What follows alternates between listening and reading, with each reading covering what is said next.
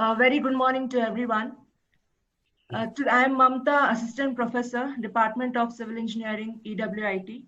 We'll be hosting the program on a one-week webinar on challenges in civil engineering, organized by EWIT, Department of Civil Engineering, in association with Civil Engineering Association and Indian Concrete Institute, Student Chapter, Bangalore. I would like to welcome our chief patrons,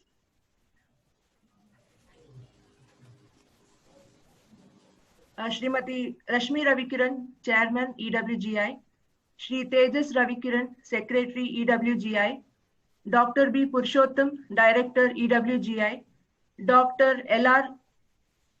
Manjunath, Chairman, ICI BENC, Dr. R.L. Ramesh, Secretary, ICI BENC.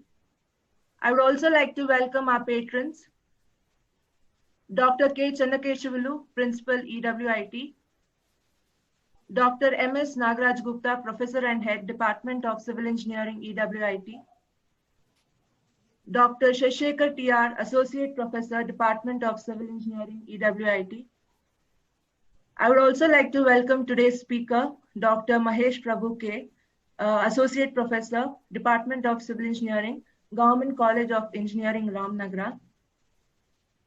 Now I would request Dr. M.S. Nagaraj Gupta, sir, Head Department of Civil Engineering, to welcome the gathering for the webinar. Sir. Good morning, one and all present here. Today I am privileged to give the welcome address on this occasion of 1 week webinar on challenges in civil engineering. Firstly, I would like to welcome our Chairman, Madam Srimati Rashmi Ravikiran, Madam, in our absentia. I would like to welcome our Secretary, Sri Tejas Ravikiran, sir. I would like to welcome our Director, Admissions, Dr. B. Purushottam, sir. And I welcome Sri Dr. L.R. Manjunath, sir, who is the Chairman of ICI Bangalore chapter. They are the we have organized this in association with the Indian Concrete Institute also. Okay. I welcome the Secretary of ICI BENC, Dr. R.L. Ramesh, and I would like to welcome all the speakers who have readily agreed to give the lectures in this 1 week webinar. Firstly, I would like to welcome Sri Dr. Mahesh Prabhu, sir, who is the Associate Professor in Department of Civil Engineering in Government Engineering College, Ramnagar. Dr. Muddaraju, sir, Professor, Faculty of Civil Engineering, UVCE. He will be speaking on geotechnical engineering theme.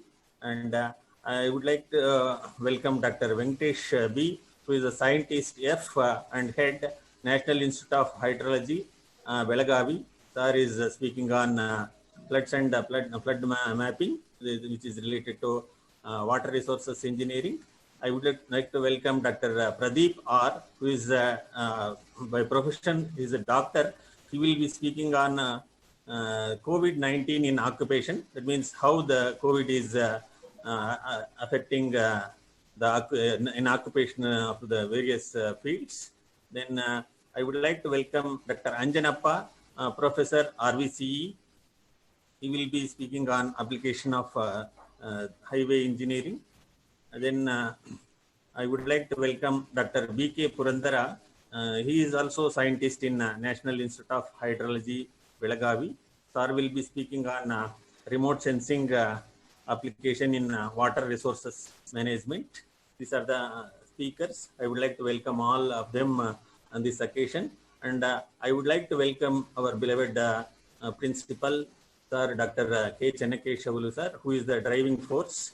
Sir will be always encouraging us in conducting this type of programs. I welcome you, sir. And see, regarding a brief about our department, Department of Civil Engineering is started in the year in 2008. in the year 2008 with an intake of 60. Now the intake in civil engineering department is 180. We are also offering 2 PG programs in civil engineering, that is structural engineering and geotechnical engineering. Our college is established in the year 2001, already 20 years institutions, and our college is established over 20 acres of green campus. And in our department, we have all sorts of laboratory equipments, that is state-of-art equipments, and we have good faculty members.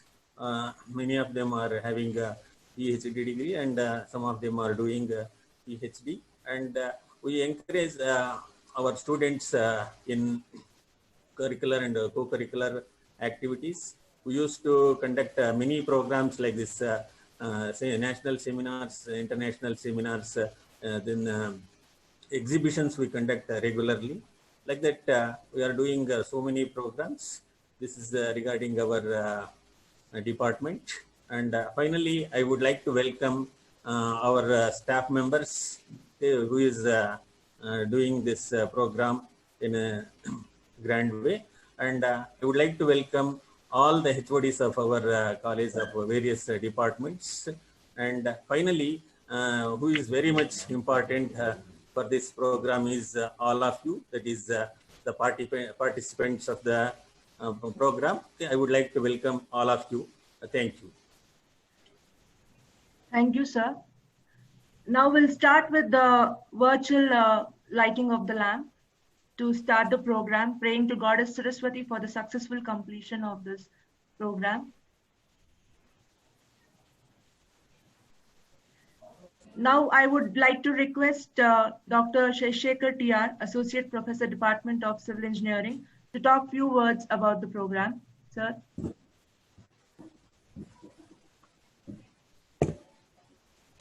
Good morning, everybody.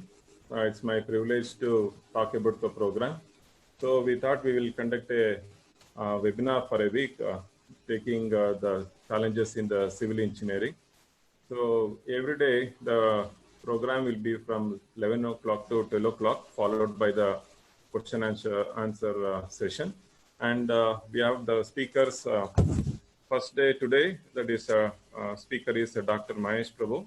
He is Associate Professor in the Department of Civil Engineering, Government Engineering College, Ramnagar.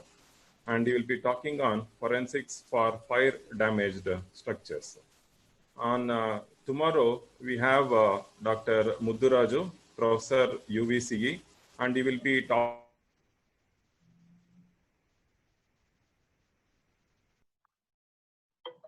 on 15th. We have Dr.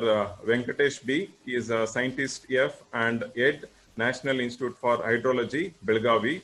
And he will be talking on floods and flood mapping. So on 16th, we have Dr. Pradeep R. He is MBBS, PGDA, FIH. He is an occupational physician, and he will be talking on how COVID-19 can be controlled in occupational places, in workplaces, how it spreads, and all the details. He's a medical doctor. He's a practicing doctor. I think it will be a very good session where you can have an interaction with the doctor and ask him your doubts. And on 17th, we have Dr. Anjaneyappa, Professor RVCE, and he will be talking on recent practices in highway engineering. On 18/7, we have Dr. BK Purandara, who will be talking on remote sensing applications in water resources management. So every day, the program will be from 11 o'clock to 12 o'clock, followed by the feedback session also, and question and answer. Okay. Thank you, one and all. Thank you, sir. Now I would like to request Dr. R.L. Ramesh, Dr. L.R. Manjunath, Chairman, ICI BENC, to talk a few words about the program. Sir. Good morning, respected dignitaries on online platform, principal, HOD, and staff and organizing faculty of East West College of Engineering. I am Dr. L.R. Manjunath, Honorary Chairman of Indian Concrete Institute, Bangalore Center. It gives me a proud privilege to address an online faculty development program. I've been to the college, East West College of Engineering, beautiful campus, well-trained faculty. I'm a close friend of Nagaraj Gupta. So whenever he does program, he will not miss me to invite and at least ask me to speak a few words. Today, we are doing this program FDP. Everything has become online. The other day, I was speaking at a conference, same webinar. What are the challenges and opportunities post-COVID? Dear friends, this COVID has come and it has changed the whole world, how we are looking at. Being civil engineers, we are the people who are constructing the whole universe. God creates the universe and civil engineers are the people who beautify the universe with excellent buildings, dams, bridges, skyscrapers, and whatnot. Go to any country, I must have visited more than 15 countries. Go to any city, it is the civil engineers' work which is seen by all the people, tourists, whether the way the roads have been made, the bridges have been constructed, the parks have been developed, the monuments have been maintained. So challenges and opportunities are always there for civil engineers.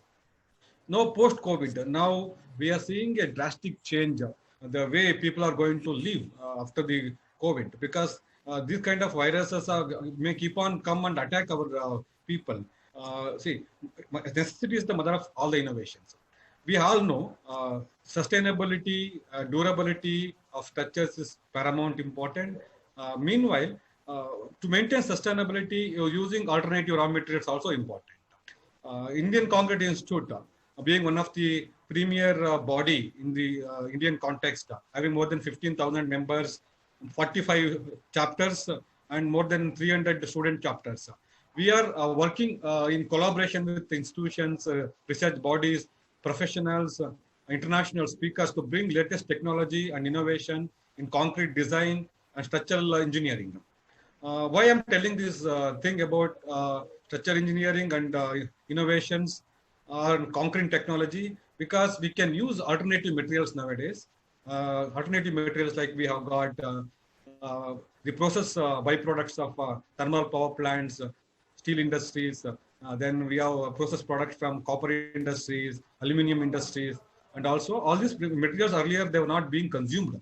But now the innovations have happened. We can make supplementary cementitious like fly ash, GGBS, or ultrafine GGBS, ultrafine fly ash, metakaolin, microsilica, and so many products are coming. And also earlier we were using river sand. Now instead of river sand, now we have started using manufactured sand.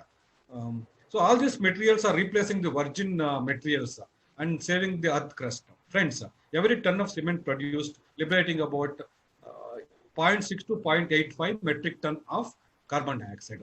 We all know carbon dioxide detrimental to environment. So to reduce the impact of carbon dioxide, to reduce the carbon footprint, we can consume these materials and make sustainable and durable concretes. And also nowadays we can go for composite buildings. A lot of innovations have happened in concrete technology. Innovations like the pervious concretes, which helps in recharging the groundwater. Then geopolymer concrete, which doesn't have any cement at all, using the cementitious material along with activation products, we can make geopolymer concrete. So like that way, there are so many innovative products have come to the market and all. So students and faculty members should do a lot of research work on all these products to make it practically available to the people. And apart from that, the online FDP program is having various speakers, eminent speakers.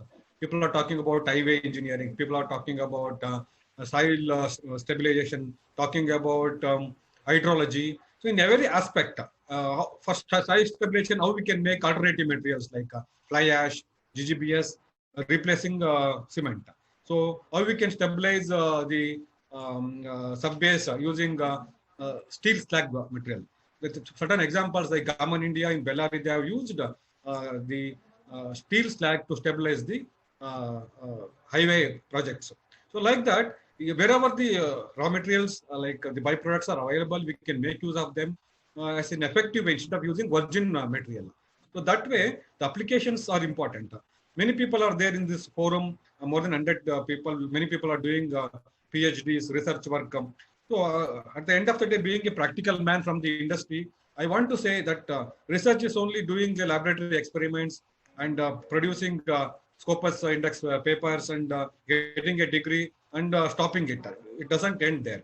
We all have to become entrepreneurs. Mainly, how to become entrepreneurs, how to develop entrepreneurs means whatever the research work what we have done, converting it to a useful product. Okay, spending more time on that. We cannot. One person cannot do research on all the products. Select 2-3 products and all.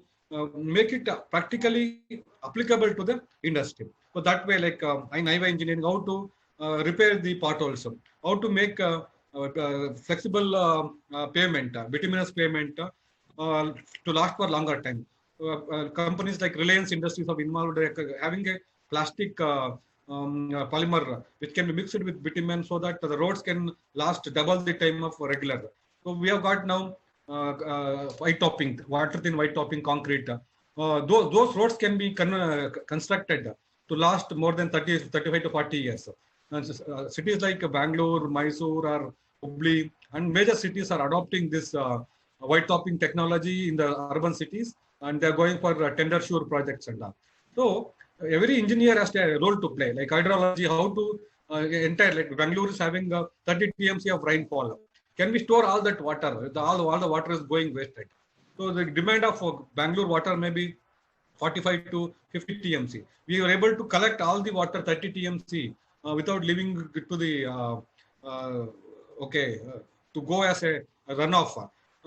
So these things are, we have to look into all these things. So every aspect should be dealt properly. All the 100 people who are there in the conference and all should think in that direction. Okay, there's a campus in East West College, 20 acres campus. Are we harvesting the entire rainwater? Are we having a solar plant where that you don't require external electricity? Are we having a facility to completely harvest the rain and use it? Okay, so like that, can we put in a small windmill to harvest energy? These are all the domain of civil engineers. So now the COVID is coming. Can we make the entire campus touch-free? Can we make the entire campus like health and hygiene? So we have to apply everything. We don't expect some company from abroad or China, Germany, or America to invent suitable remedies for our problems. We have to invent ourselves and make it applicable so that we create a better world. So India produces the largest engineering team in the world. We are the people who are producing the highest number of engineers, whether civil engineer, mechanical, electrical, computer science. So we have the right to develop new technology, new materials. In this aspect, Indian Concrete Institute is there along with all the professional bodies to support the institutions and colleges to do research work. We are ready to co-partner with all of you to do research work and develop new products and technologies.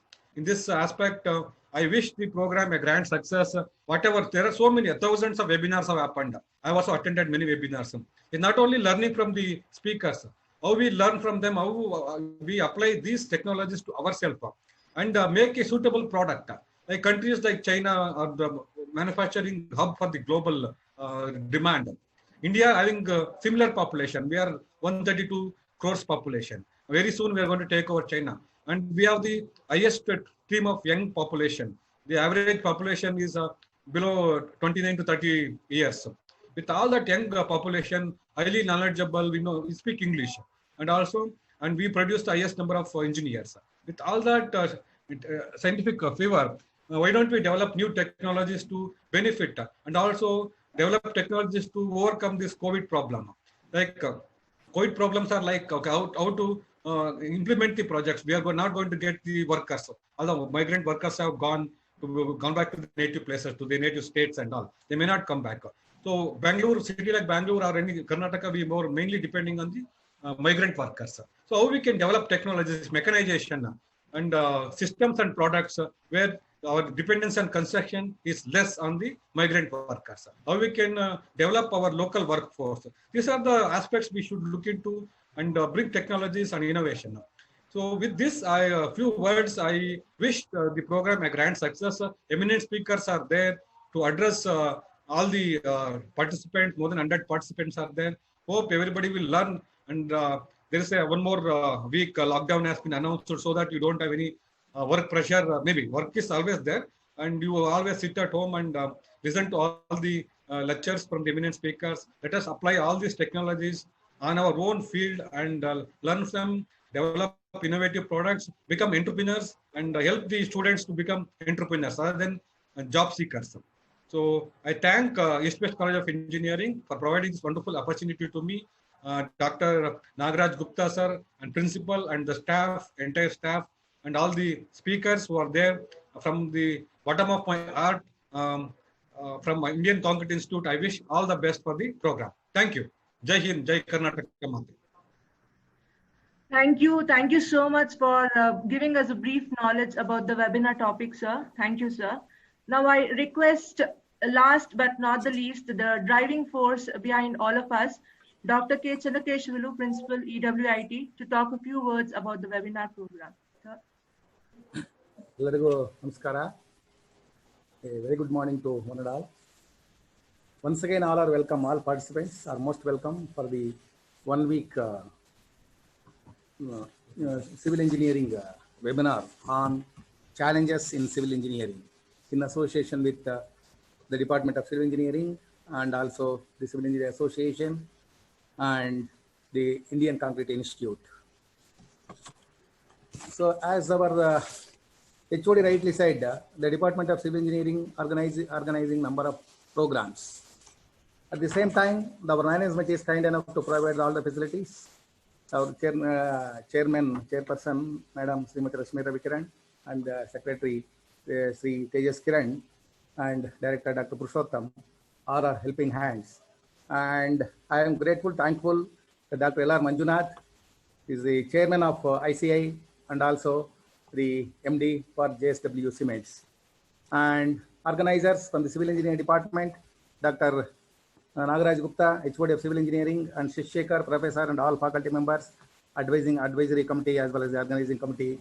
They took time to organize this 1 week webinar on challenges in civil engineering. Compared to the topic already, the Shishekar, Professor, and HOD explained in detail about the program, 1 week program, and also the speakers. Really, the speakers are really good. Just now, Dr. L.R. Manjunath already spoke about the challenges in civil engineering and advances and all, what civil engineers do, and they can take the challenges.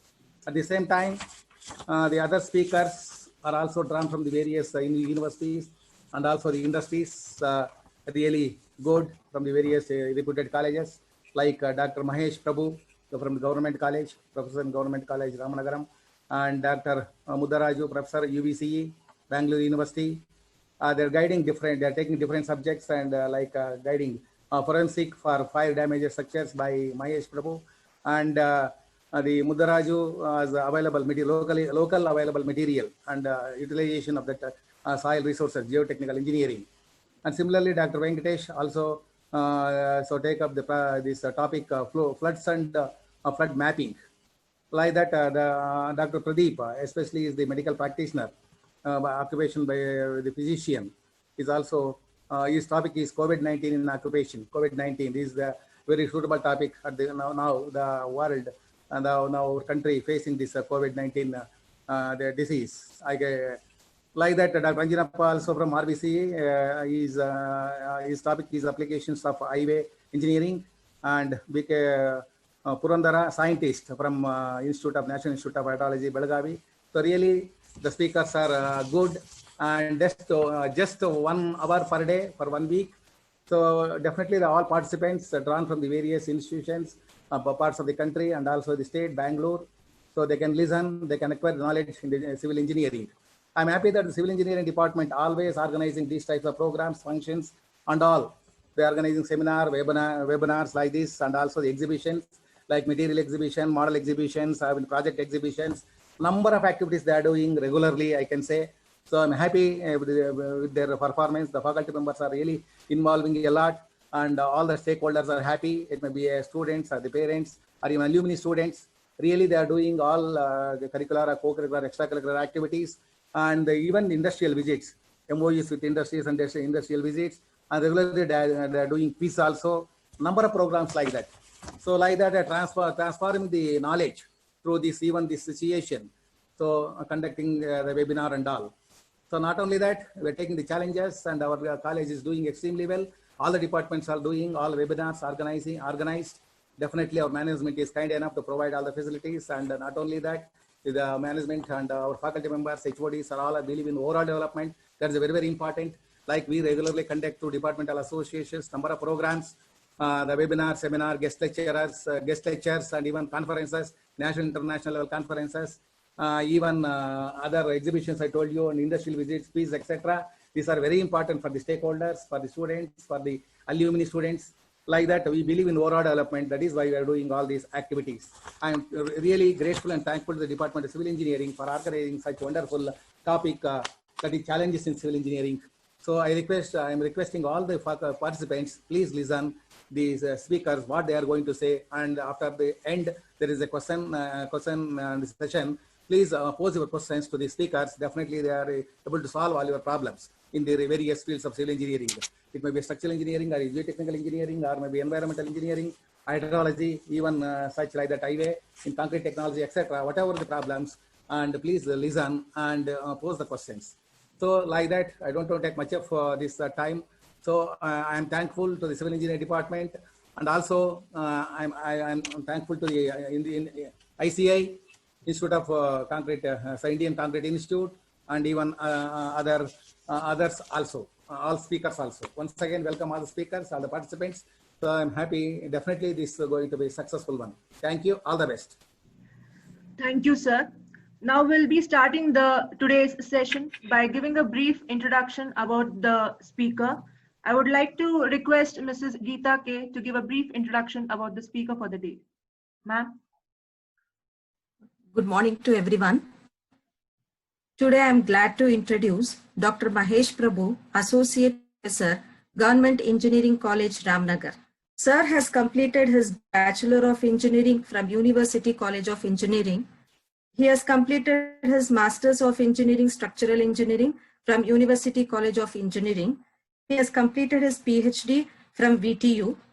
He has the professional experience as the highlights of his professional experience includes industry experience, structural engineer at various organizations that include planning and designing of several civil engineering structures, which includes buildings, bridges, metro rails, etc. And with teaching and research of 10 years, he also has contributed for more than 12 technical papers in seminars, conferences, and journals. His research interest includes fire resistance of structures, fracture mechanics, development of test methodologies for structural materials at elevated temperatures, development and characterization of low-weight structural elements and structures under extreme loadings, engineering challenges due to climate change and natural hazards. Sir, I once again welcome you to the webinar. Thank you, sir. Thank you, Geeta. Thank you, ma'am. Sir, now, Mahesh Prabhu, sir, now you can start sharing your screen and start the session, sir. Thank you.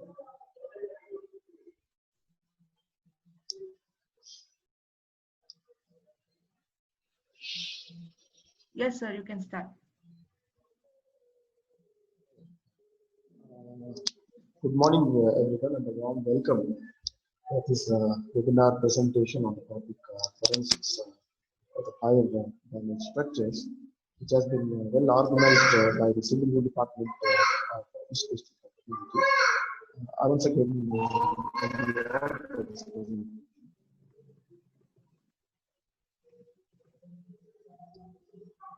so to begin with, let us look into what exactly I call it as a forensics. So, particularly with this particular topic of fire and the structures, so I name this as forensics because many things are not readily visible for the naked eyes. as we all know that fire is very dangerous and we could have not even touch it, isn't it? So hence, so many things are invisible. So hence, a greater knowledge of imagination skills is very much required for such situations where we need to understand the interaction of structures, which has many materials like, for example, masonry, steels, RCC, composite, etc. So now, why this forensics is required? Because we have several reasons, like we need to rehabilitate our structures, retrofit, repair, and bring it back to its original position such that it can be function in its manner, so that the earlier usage of our particular structures is very well defined. So in this context, any structure, any civil structure, definitely is going to last for its own period of time for which it has been designed. So hence, all these three is very much essentially required. And along with this, suppose we have a fire, then definitely this particular structure is going to impact if it is damaged or it has been just been disturbed from its original position. So like there are various reasons where the structural repair or retrofitting is required. Like for example, general reasons like changing use, deterioration, these are all common things. But in particularly when a structure is get damaged due to fire, so it has a very its own style of deterioration. Maybe a sudden deterioration or the process of further deterioration. So hence my topic of focus is particularly on this area where exactly the structure is getting the fire. So what exactly we need to focus on how to understand the past, present and the future behavior of that particular fire affected structure. So hence I call my topic as a forensic investigation, which is very much required for the structures which comes under fire. So having known the reason for this, so let us start with what are the situations where we have our past experience where the structures are being laid down. So this is a very old building, like maybe 15 years back we had a fire in the government building. So where exactly we lost a huge human life and plus the economy of that particular location. Similarly, there is one more. There was one more accident. There is a hospital which has been under fire, and we could see from this observation that how panic it has been created for both incumbents as well as the public who is using this particular structure. So it's a public building, and where exactly the old age people will be very much affected by their health, and the evacuation process is very much tedious, where you may lose your public openings like staircases, lifts, and so on. And immediately, if you want to evacuate, you need to find out some other place where you could save the lives of the public. So hence, there is a lot of challenges, even in the normal situations, where the life has to be very preciously saved. The other types of fires we come across throughout the globe is fire in the forests. So recently, everybody has been experienced that what has happened in Amazon, not just forest. So where you doesn't have any firefighting equipment or facilities to control such fires. So even the life of the animals, birds, other living beings has to be very much important for our ecology.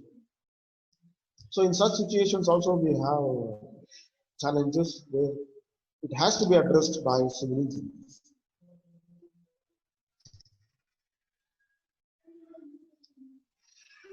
So this remains after the forest fire.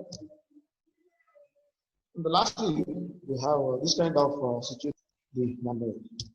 So we're able to see the huge explosions, and the mass of fire is tremendously huge, so that we could not even quantify the volume or the area.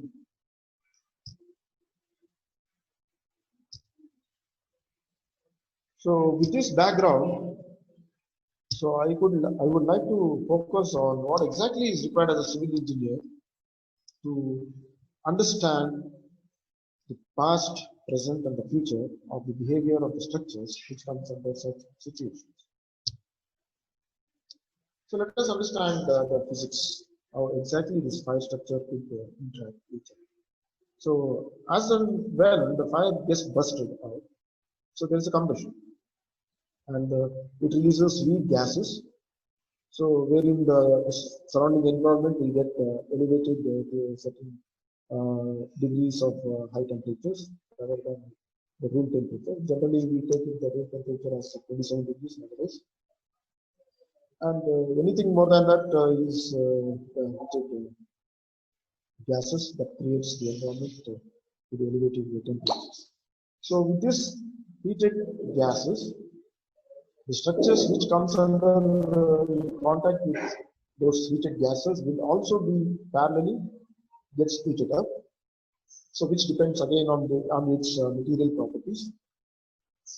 So due to this changes in the normal material properties, there is definitely the structures and its connected elements will undergo deflections, which varies again depending upon the situations because of its thermal status.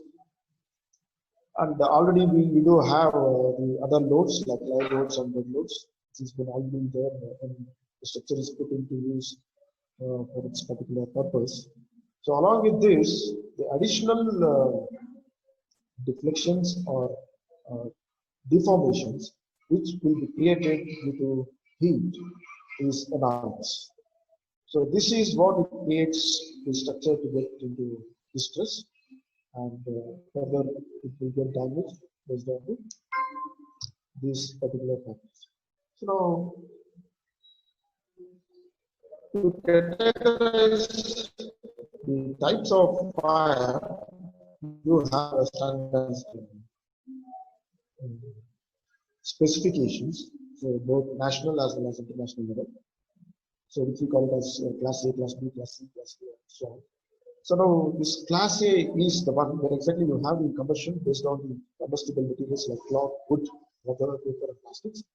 And similarly, likewise, based on these other materials, the classification has been done. So now we need to understand that these firefighting products comes with the forms of a powder or in the form of a foam or liquid fluid. So which again depends on this particular type of fire. So based on this combustible material, the firefighting reagents or the chemicals has to be changed. So hence this classification is very important to be understood. Hello. Hello. ಕೇಳಿಸ್ತಿದೆ sir, ಕೇಳಿಸ್ತಾ ಇದೆ. Okay, sir. Fine. So this is what the different types of materials which is required to fight the fire is being produced and developed and has to be used for a particular use. So hence enormous knowledge is required even to use a particular firefighting equipment. So which one suits a particular type of fire and so on. So as I mentioned earlier, so it comes as a dry powder, foam, water, carbon dioxide, etc. So with this, so let us focus on our particular topic. So forensics is nothing but the investigations, like as I mentioned, we need to understand the past and the behavior. So which takes place with several stages or phases. The first one is a structural assessment, which is very, very important for any given structure. like whether it is safe for me to enter the premises or not. So then only I can get into the premises and check what exactly the situation or scenario. So hence structural assessment is very much essentially required when the fire is being planned.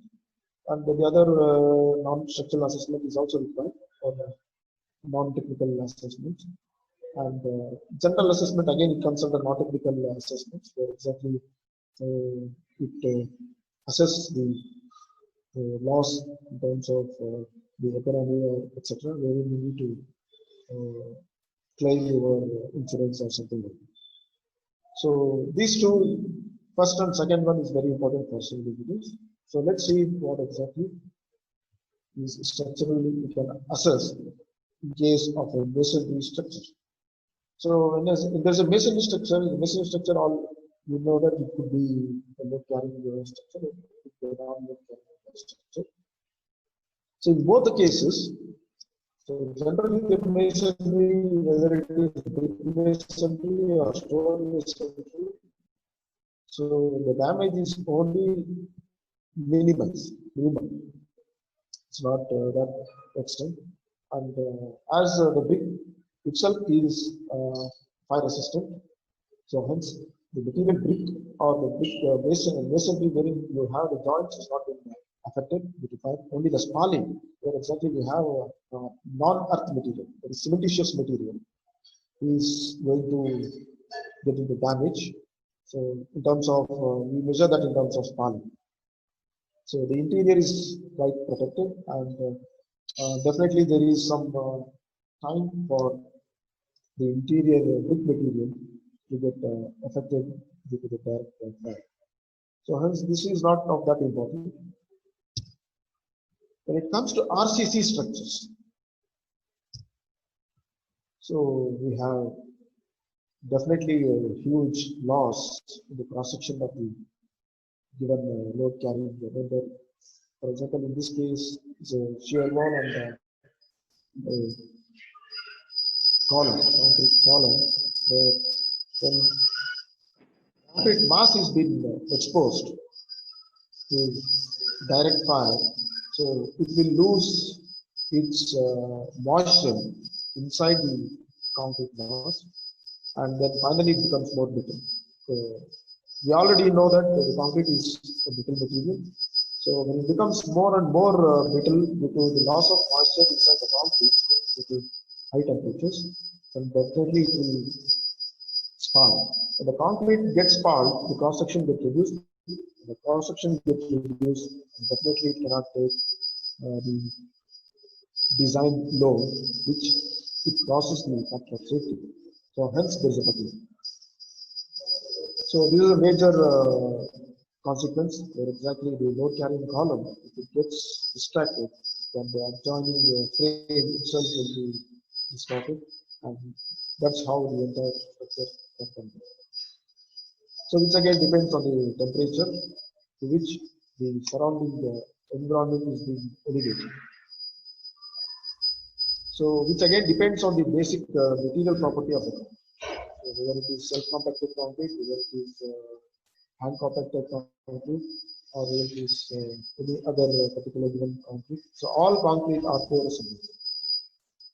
So when it is porous in nature, then definitely the internal heated air comes out with a huge pressure. This huge pressure will create cracks, internal cracks, micro cracks, so where these micro due to the live load and the dead load.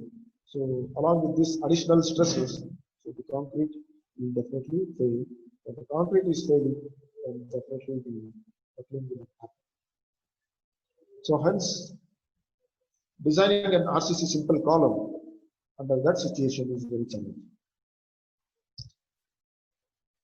So this graph shows the interaction of the concrete, how it will interact with the rising temperature. So roughly around 200 degrees centigrade rising temperature, you could see the huge loss of concrete strength. So the concrete percentage strength around 200, it reduces by around 5%. So with this 5% reduction, along with the additional stresses, this additional strength reduction plus additional deformation, which will create a huge loss. So definitely the concrete is not at all going to gain its strength with increasing temperature, rather it reduces. So this graph is particularly drawn for the cement aggregate ratio. Similarly, other factors also could be considered, like water cement ratio and any other design parameters. For all the design parameters, the strength is definitely going to reduce in case of the concrete. So hence, the concrete is poor to address this, but it's better than steel. So let's see what's happening to steel. So this is a typical structure which has come. So where you see the trusses, structural steel trusses, which is used for industrial shed. This I'm going to talk at a length, where I have done my case study. Exactly in Bangalore, way back in 2011. So there was a fire tragedy in the industry, polymeric industry. So this is the graph related to the steel. So how it varies with respect to the rising temperatures. And again, you can see that the curve is not a regular curve as in the case of concrete. So concrete, you can see that we have one single variation, whereas in steel we have different variations. So that is because of the material property. So as the yield stress is variable, so all we know that in the during temperature, like this thing of mild steel under direct tension, so it's linear and then goes non-linear. Similarly, here also it behaves in a non-linear way, but with a different style situation. So with this introduction of the basic material, how it behaves with the rising temperatures of fire. So what exactly in forensics is required? So then you have to assess the particular structure or its particular distraction. So there are various mechanisms or phases, as I mentioned earlier. So wherein we could particularly pitch in, and depending upon our situation, we can directly pitch into those phases and come out with the possible solutions. The very basic phase is the visual one, which is a physical inspection.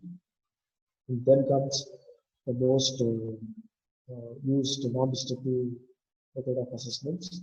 So again, that has been divided into single approach, hybrid approach, etc. And the third one is by destructive evaluation.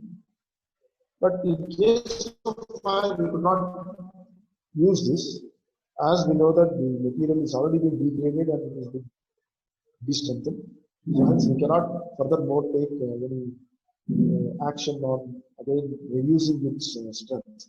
So hence direct load testing is highly impossible, and it's not sustainable. And the third and the last final one is by analytical methods, either by structural health monitoring.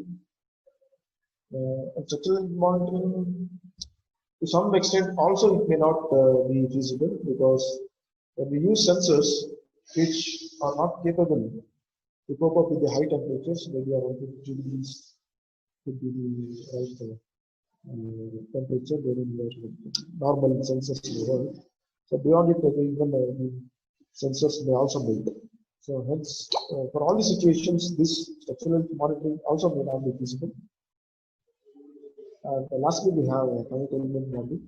So it is very, very essentially required, along with the combination of visual and non-destructive method of assessment, so that we can conclude exactly the behavior of the past, present, and the future of the fire-affected structures. Sir. So now, hello. Sir, sorry to disturb, sir. Mic ಇನ್ನೊಂದು ಸ್ವಲ್ಪ ಹತ್ರ ಇಟ್ಕೊಂಡು ಮಾತಾಡಿ sir. ಅಂದ್ರೆ disturbance ಇದೆ ಅಂತಿದ್ದಾರೆ participants. Sorry to interrupt, sir. No. Now, is that okay now? Yeah, I guess it should be okay. Okay. Okay, thank you, sir. Sorry that my laptop is damaged. It's okay, sir. It's okay, sir. No problem. So that's the reason I'm using it. It's okay, sir. It's okay, sir. Thank you, sir. Thank you. Fine. Let's start with these three phases of my presentation. Covers all these three with the case study, like visual inspection of destructive entity and panic element. So time permits, I have a case study on World Trade Center. So let me see where I think. So now to begin with the very first stage of forensic investigation, the visual inspection plays a very important role. So as I mentioned, first we need to understand whether it is safe to enter that building, the fire affected building. So if you can confirm that, then finally the guys can get the information for investigations done. So if that itself is not been confirmed, so then everybody will be under danger. So hence visual inspection is very much essentially required. So let me begin with the case study. As I mentioned earlier, the case study is done around 2011. So it was on polymeric industry. So it is exactly in India industrial area, so very close to East Coast Institute of Technology. So this is an industry where they produce slippers and footwears. So the brand name is Paragon footwears. So actually it has a basement plus 2-story building. So which exactly this is the manufacturing unit building, and connecting to this, the adjacent building was the storage unit. So where we have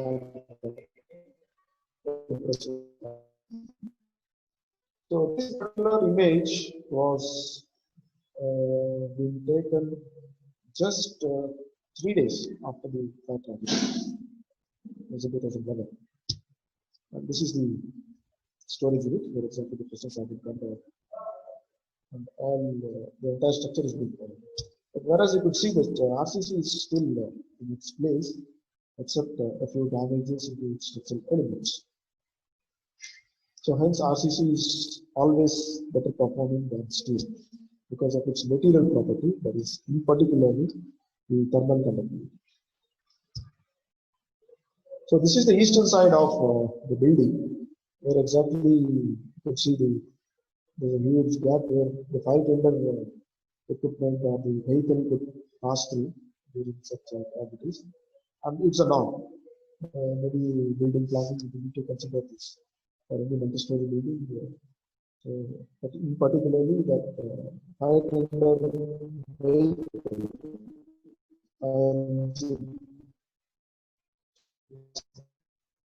even though if you have firefighting equipment, everything in your building, still the public firefighting equipment vehicle should approach the building. So that is the minimum clearance required. But all we know that most of the cities are, so they are not following these guidelines. So following those guidelines is also a challenge for civilians, which again depends on the client, etc. So now this the ramp comes down and enters the basement, where exactly they have some storage plus some manufacturing unit, and the ground floor is full of manufacturing unit, and the first floor is also manufacturing unit. So we could visually I have like we have experience that generally the spalling will take place as a plastering material. And the concrete, in some cases, where honeycombing criteria of the process is existing, so there readily the concrete comes out for the lower temperatures. But these are the areas where exactly the plastering is being removed from its place, And in case of the steel material, you could see that this door is already buckled. And it's not in the position to be function. It cannot come down or it cannot go. So it will get stuck up because of its expansions. And that is the difference between concrete and steel, how it behaves in the temperature. So now this have storage units, and at that particular point of tragedy, they had a huge stock of storage, so which everything was gone into ashes. So this is the ashes which has been burned as the prepares. And you could see that even on the day of third, then after all firefighting is doing that for 2 successive continuous days, still the smoke is coming up from this debris.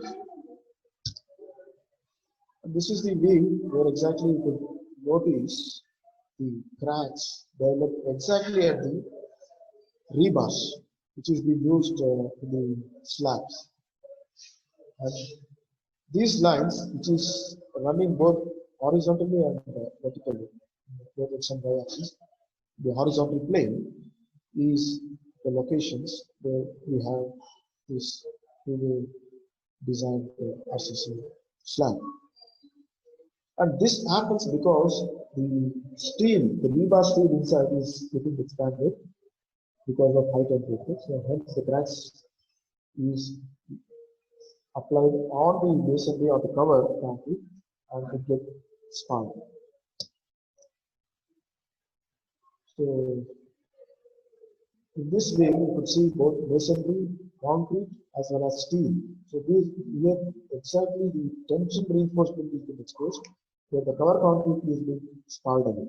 So have that this one. This is the way where you could see the cover concrete is being expelled away, and you can see the reinforcement is intact. The reinforcement is not being affected, but the effect is only in terms of elongation because of its thermal conductivity. So hence, because of the rigidity of the joints, as we all design that into the frame as a continuous and fixed there. So hence it applies the pressure exactly on the concrete below in the concrete gate itself. So with this visual inspection, you could easily make out that without any further particular investigation, the temperature inside this premises may not go beyond 450 degrees Celsius. And this is the backyard of that particular building, where exactly you could see there is a firefighting equipment along with all some tank and firefighting pipelines. Everything is well equipped, but still is not sufficient enough to address the fire blast. So it's very uncertain. So in those cases, maybe the circuit may fail, some tank may fail, the supply lines could block. So hence in such situations, the exterior firefighting equipment is essentially required from the government or the public service providers. So hence in our design or planning itself is required to be facilitated with that particular passage of vehicles around the buildings. It's always a quick one. And these are the raw materials, again is a polybus, so which is very exhaustive and very susceptible for fire. So which may have added as a raw material for the fire. So that's the reason, like even after 3 days, you could see the smoke and fire is still in place. So it is to some extent it is controllable, but still it is fatal. I have a small video which has been shot during that particular case study.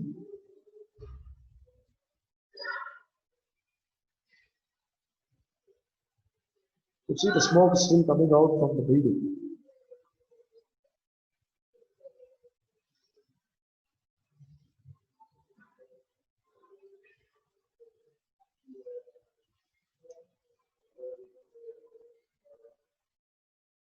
So these are the masonry cracks.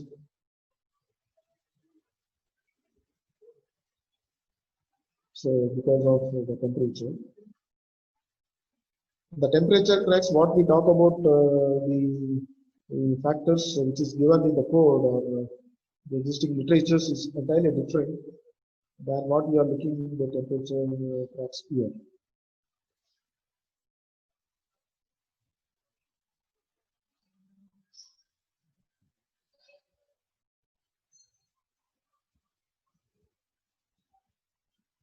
So all the openings have been removed, whether it is steel, glass, or wood, just to make facilitate the firefighting personnel to get into the building.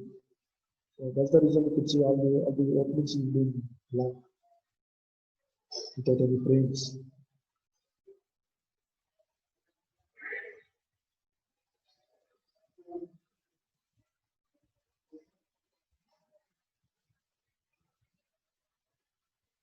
And this rebars has been given in place just for the extension of that particular building in this horizontal direction. Where exactly we have the storage unit.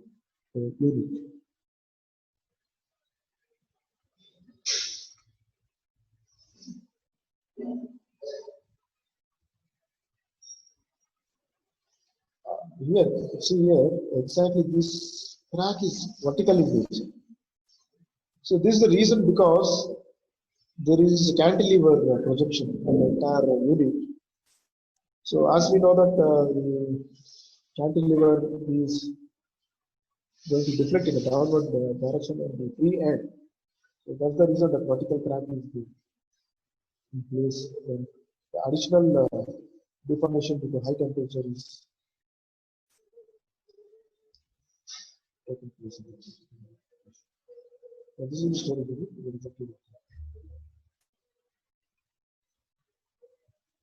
All this is raw material which has been stored for the use.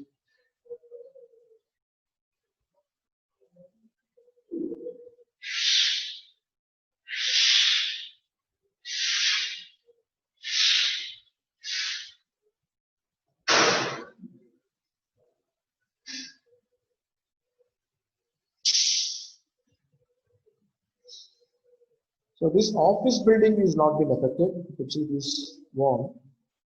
Where exactly when I started my presentation, I showed you the Oliveric's office. So this is the office building.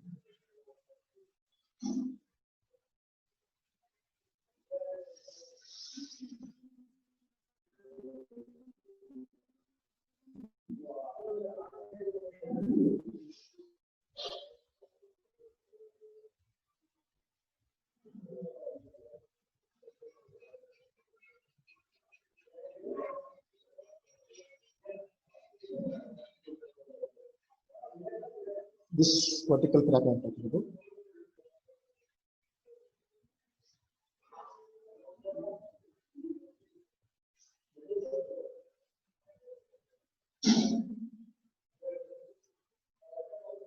So once when we get confirmed that the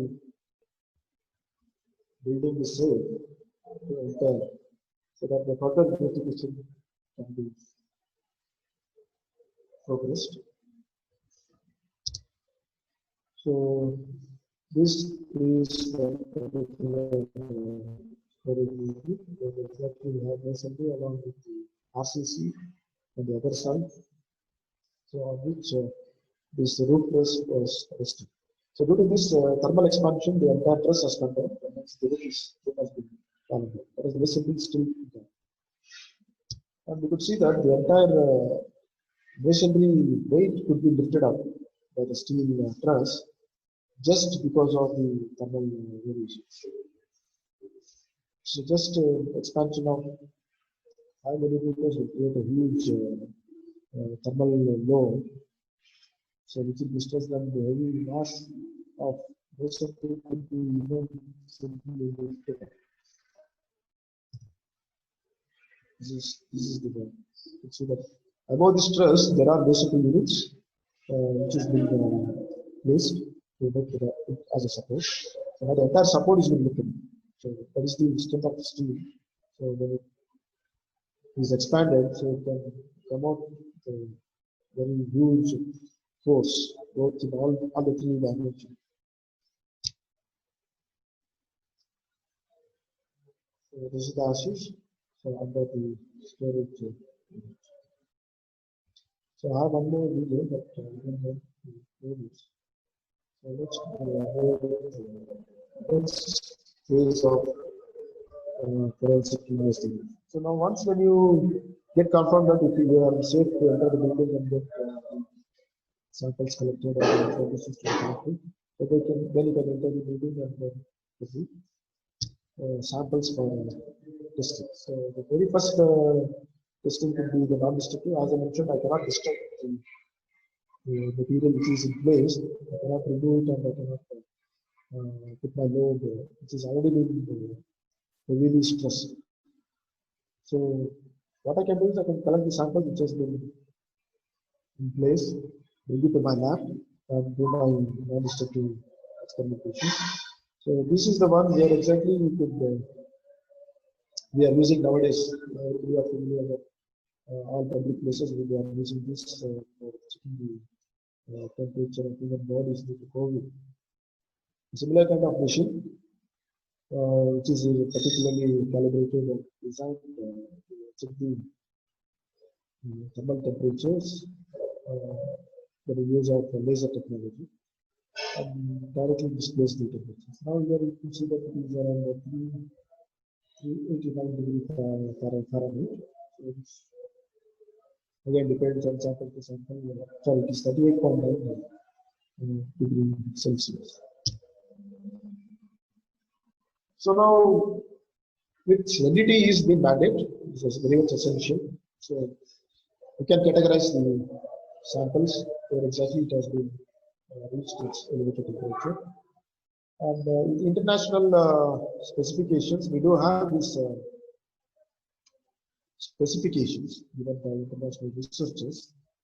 I don't think we have this in the IS standard code.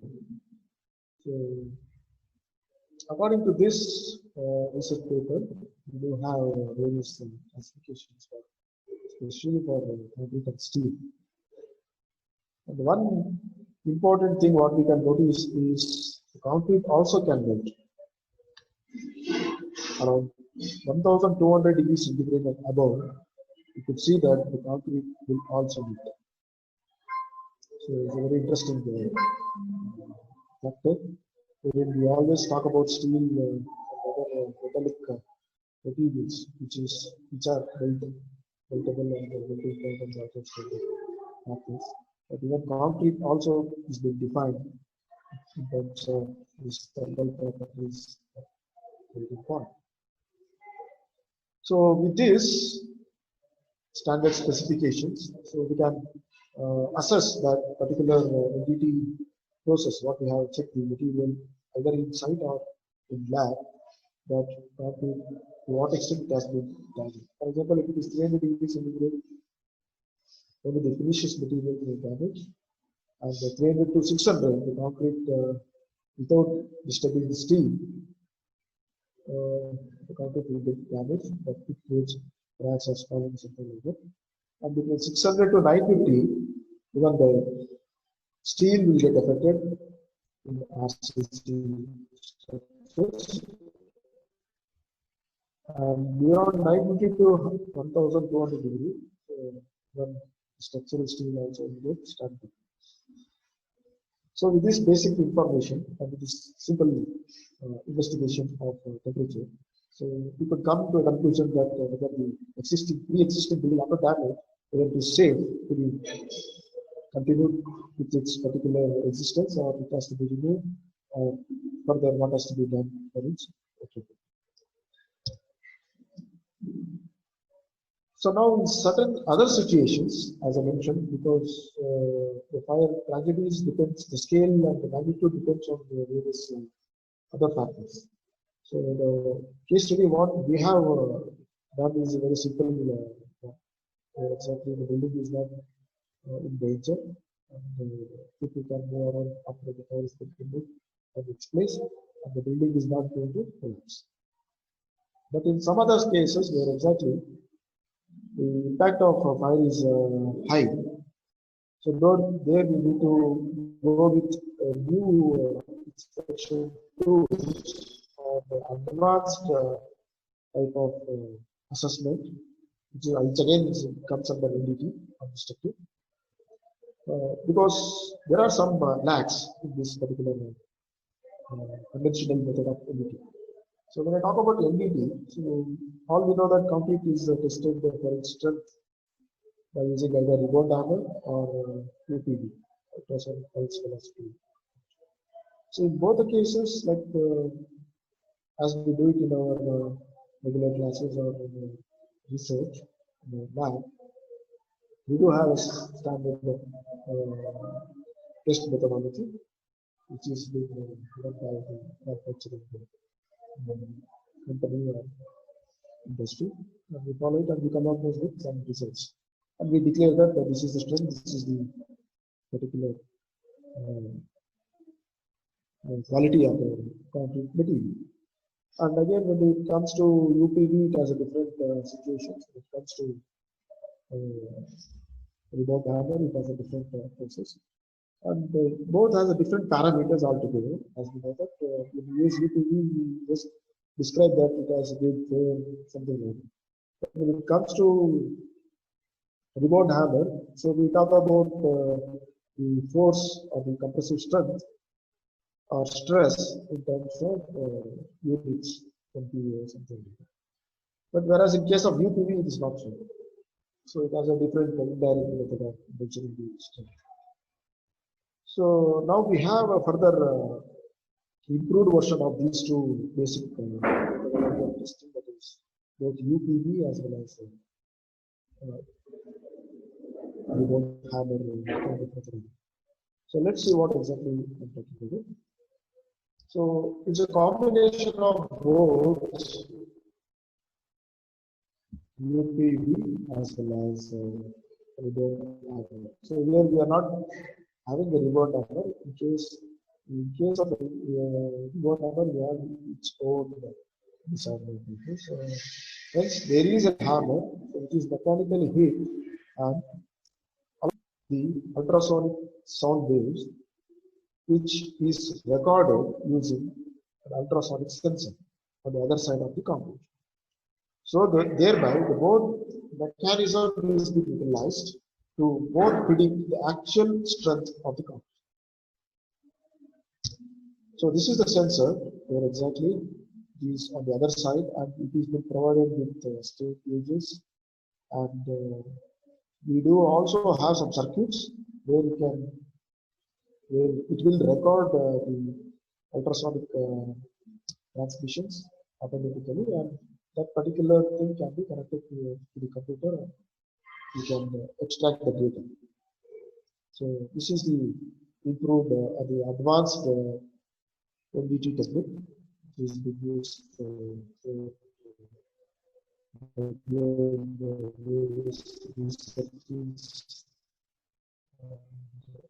international codes. So using this data, we can develop and standardize the formulas. We can compute the strength of the particular material. So this slide shows you the difference between what exactly if we can use only UPV as the NDT testing equipment to measure the concrete quality, along with this hybrid material, hybrid testing equipment. So in both cases, so we do have the realistic picture of this hammer drill pulse velocity giving much better results compared to UPV results. You see this. Right. So the dotted version was the UPV, for which the concrete is being assessed. For the same concrete material, if you use a hybrid testing equipment, you can get much better results. So this is the difference between the conventional and advanced version. So now the other challenge is when I have a concrete column where I have concrete RCC column where I have concrete as well as structural steel both has to play its own role. So concrete taking percussion and steel for buckling and retention. So now in case of a fire damage structure, as I have shown in the very first slide, the concrete column gets buckled. So how to test the steel which is inside, where I cannot remove my steel from the column. I have to test its capacity. Whether the steel is safe enough, if it is there, it can carry the load, or whether it is damaged, to what extent it is been damaged. It's a very big challenge. So far, in situ steel, structural steel, or rebar steel, we haven't come across with testing it inside. All we know is we have medium, we bring the specimen with the required size, we fix it with the medium and stress, ultimate stress, etc. So now the challenge here is how to test the steel which is in place, where I cannot remove it from its place, for this column or beam or slab, but still I need to assess its damaged strength or its reduced strength after this right thing. So we do have a solution for this. So it's called as dynamic hardness testing procedure for the rebars which is in place. So this is the equipment which is called as a lead testing equipment, LEED, where exactly we can take that exactly into the site location where this structural steel or the rebar steel has to be tested. It has its own testing procedure. It's very handy and it works similar to the UPV, where we measure the velocity and along with the impact. So by using this equipment, we can get the data in terms of a lead number, similar to our hardness number where we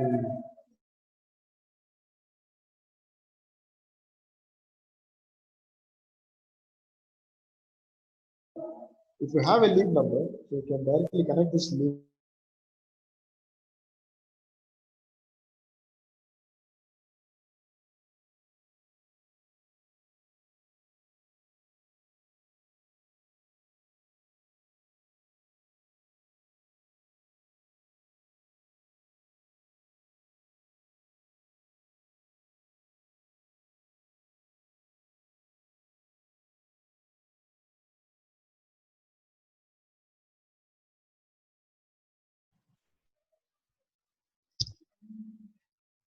So now lastly, I do have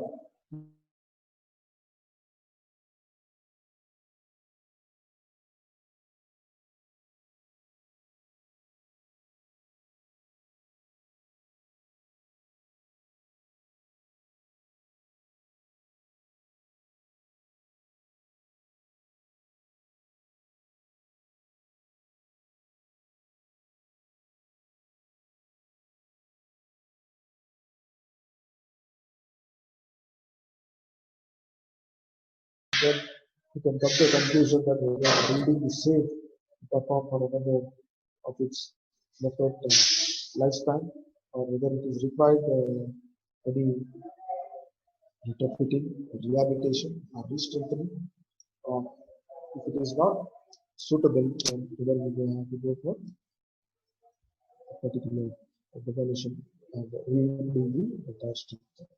So for all to address all these future planning, so all these three phases of forensics is very much required. So the final stage is pharmacological. So as we know that we have new softwares, we have many softwares. We can create our own model, and then load your material properties, and then run your model and check the behavior, behavior. So I leave it with this as a case study, which was done for the way back in 2011.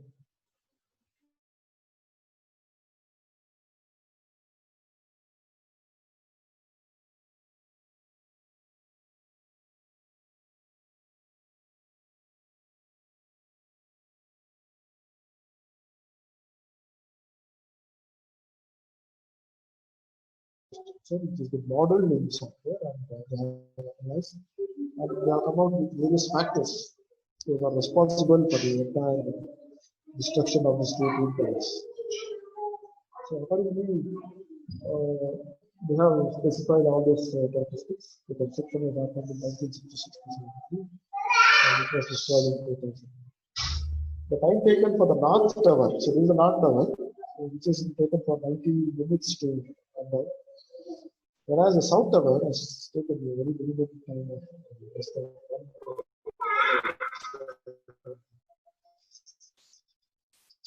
1 minutes. So though the strength, design, location, so everything remains constant, still the behavior of damaging or collapsing mechanism is entirely a different situation or style. So physically, when we observe the time limit, it is 90 and 60, but it itself speaks about the collapse mechanism of the different one. So what we can observe that is the first case, North Tower, the aircraft has hit exactly at the one edge of the building, Whereas in the South Tower, the aircraft has hit exactly inside the building and passing through the CG of the horizontal plane. So if this is a square or a rectangular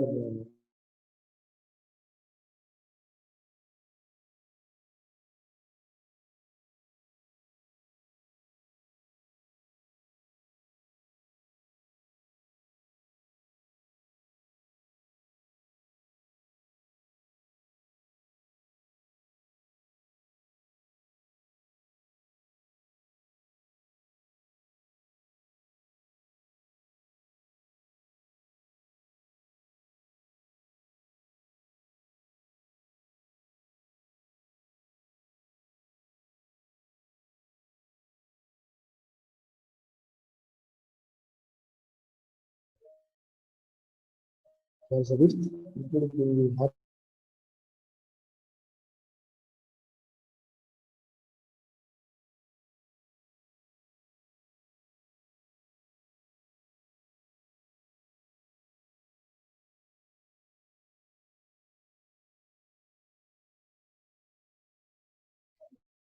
is happened. So this video is developed by Stanford University.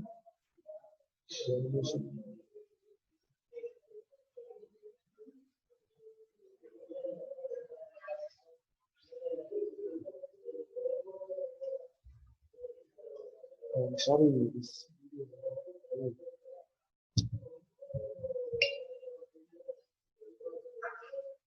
Hello.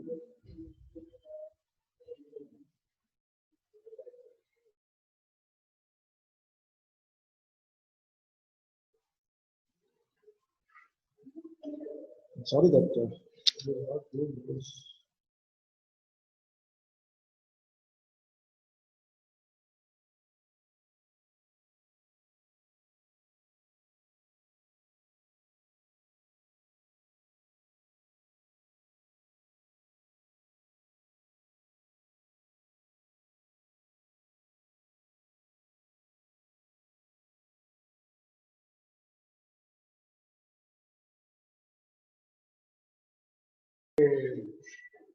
Researchers has found that the aircraft has hit inside the building, which is standing inside the building.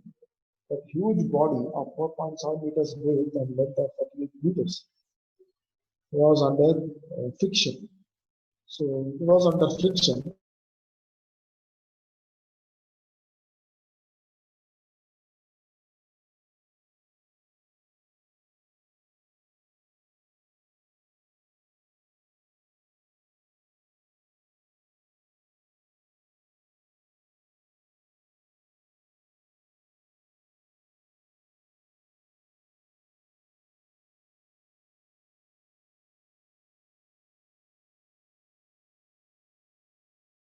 Taken place.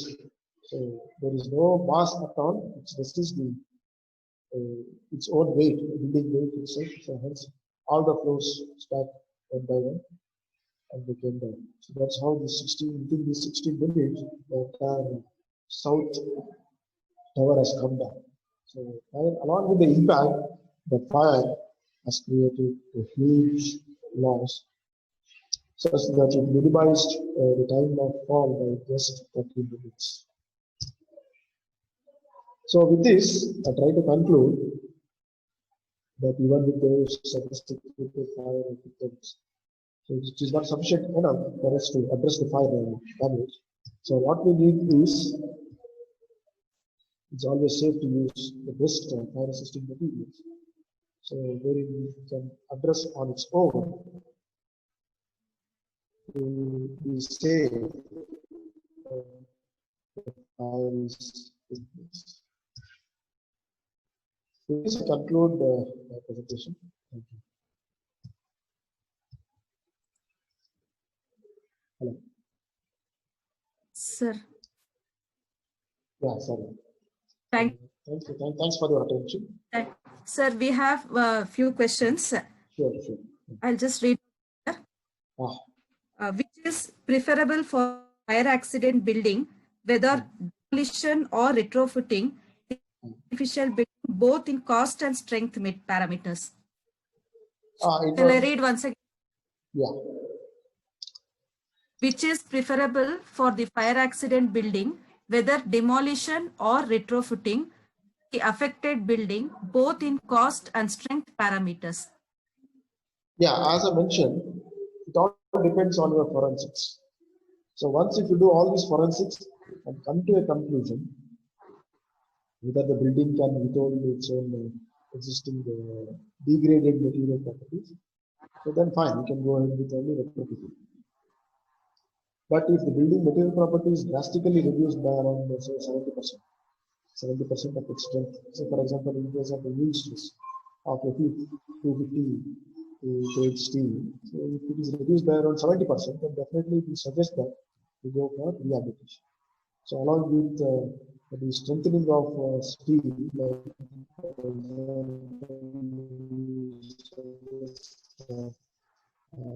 jacketing and additional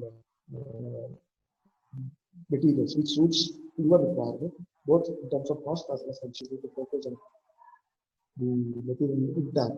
It will what exactly the material you are going to rehabilitate and what exactly the material is in here. So it all depends on your forensic investigation. So to which the extent of investigation, if it is very true, with a realistic approach, then the extent of your rehabilitation or retrofitting is much easier. So if you are failing, then definitely the other side also go beyond the economy, that is, it becomes uneconomic. That is what I suggest. Okay, thank you. Did I clear your doubts? Sir, okay. There is one more question. Yes. What is the reason of change of upward convexity in the yield strength versus temperature graph at a temperature of 400 degrees centigrade with respect to steel? Respect to steel, right? Yeah, with respect to steel, sir. At the temperature of 400 degrees centigrade.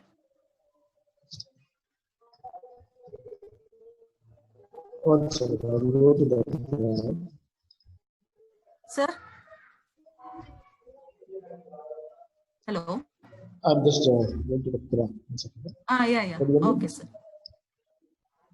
Yeah, this graph, right? Yes, hello? Sir. And the question was, what was the reason? Yes, sir. This 400 degrees. Change of upward concavity. Correct.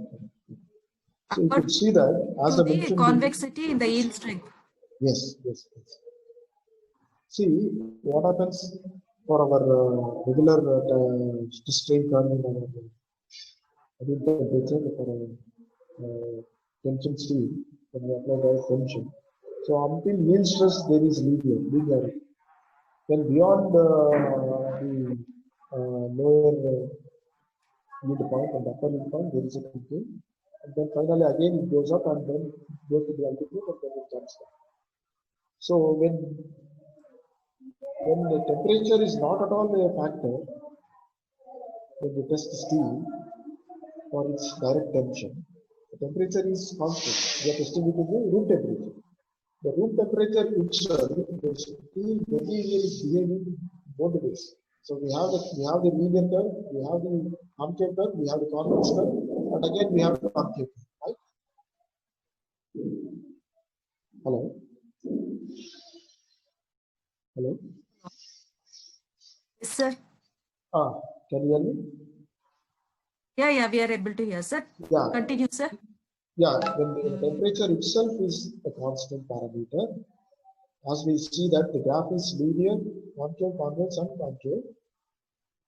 Is it not? So that the material itself is having that property because it is an elastic material. It is an elastic material where it goes positive, negative, both ways. Whereas concrete is not like that. Concrete is not elastic, it is brittle material. So hence we have only one concave curve in case of concrete.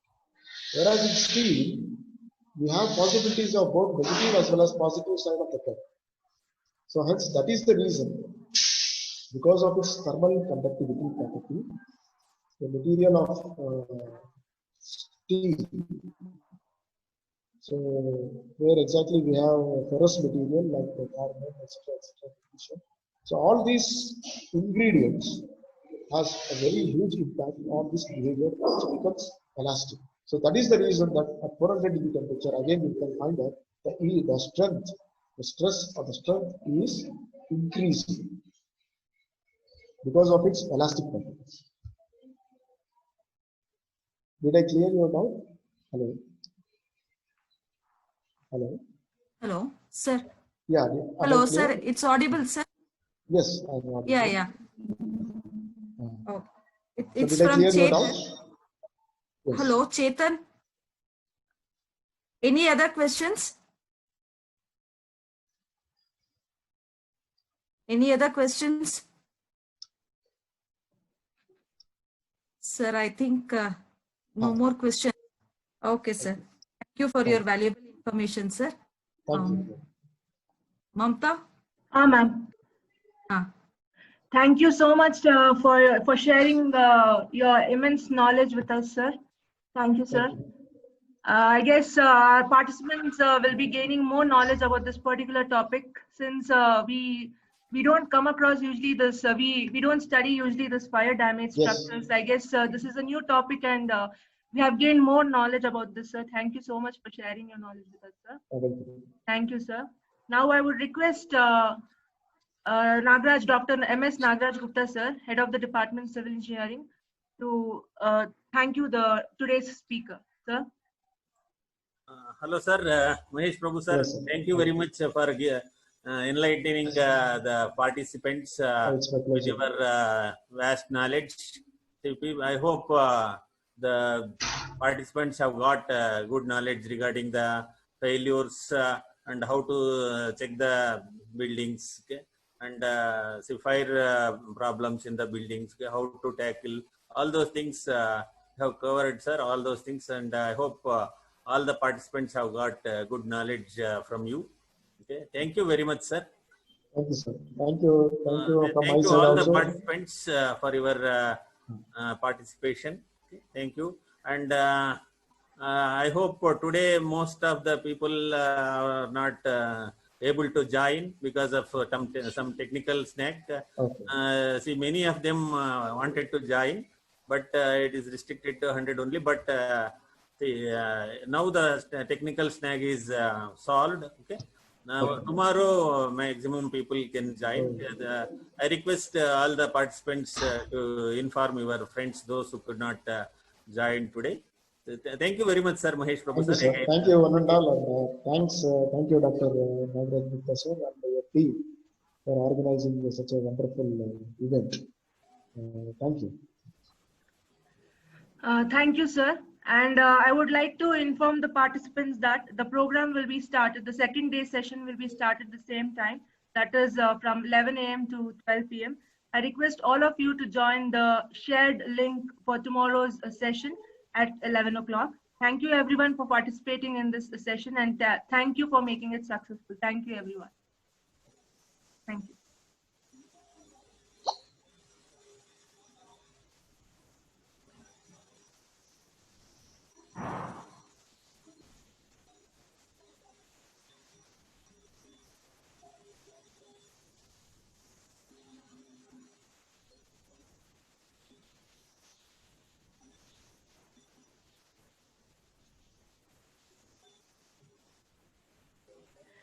The feedback link is shared in the chat box. Please fill the feedback form right now. For this today's session, the feedback link is sent in the chat box. So you can just click on that link and please submit the feedback for today's session. Thank you.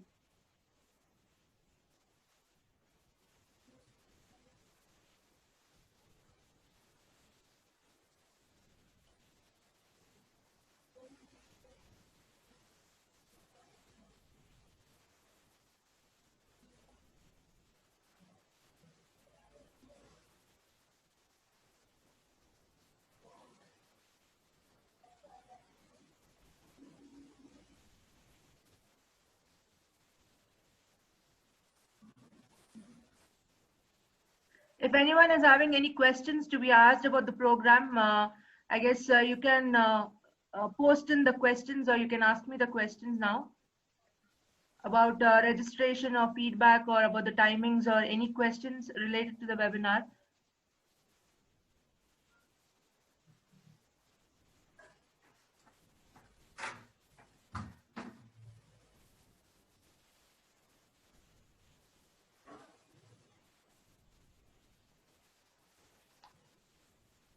The registration link will be sent to the mail IDs, and also the same link will be shared in the WhatsApp group of the webinar, which we have created a WhatsApp group for the webinar. In that group, the link will be shared, and also the registration link will be sent to the respective mail IDs. Those who have registered will be having the mail IDs of the registered participants. So we will be sending the link to that particular mail ID. Everyone have to register because through that you will be getting the link for the session.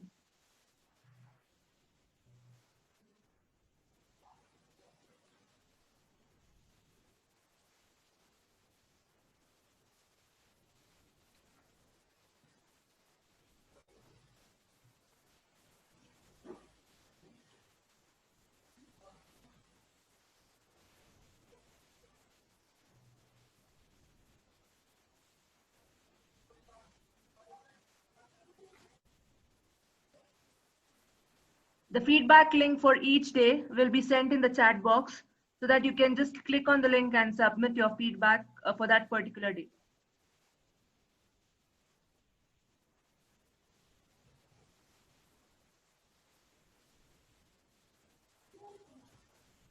As we have already mentioned in the brochure, that at least 60% attendance is compulsory for the certificate. So please try to attend the sessions of all the 6 days. I guess all the topics are very interesting, so you'll be gaining more knowledge about the different topics. So please try to attend all the 6 days. It is not only about the certificate, it is about gaining more knowledge. So please kindly register, and please try to attend all the sessions. Thank you.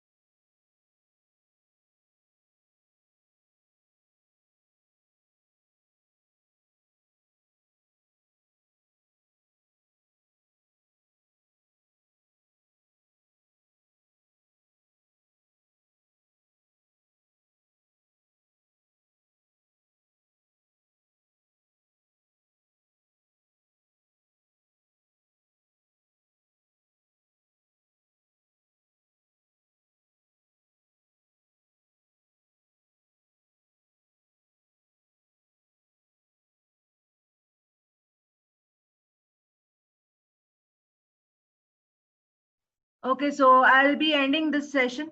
I again thank you one and all for participating in today's session.